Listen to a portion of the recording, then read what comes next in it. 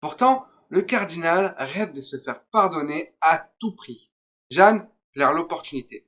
Elle se fait passer pour une amie intime de la reine, auprès du cardinal.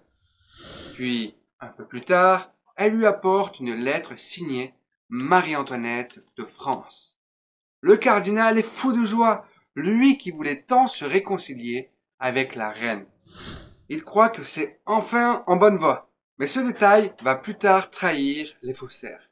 Marie-Antoinette n'a jamais signé Marie-Antoinette de France.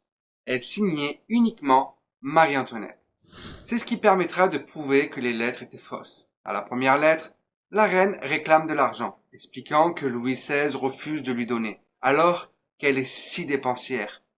Le cardinal accepte. Jeanne devient alors une sorte de transporteur colissimo. Sauf que la reine ne voit jamais la couleur de l'argent. Jeanne plume petit à petit le cardinal, et ça pendant des mois. Jusqu'au jour où Jeanne découvre un collier magnifique, mais hors de prix.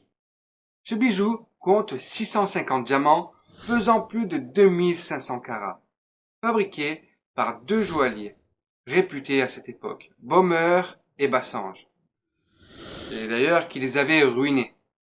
Et ils espéraient le vendre à Louis XV pour sa maîtresse, la comtesse du Barry. Mais la mort du roi avait fait tomber l'affaire à l'eau.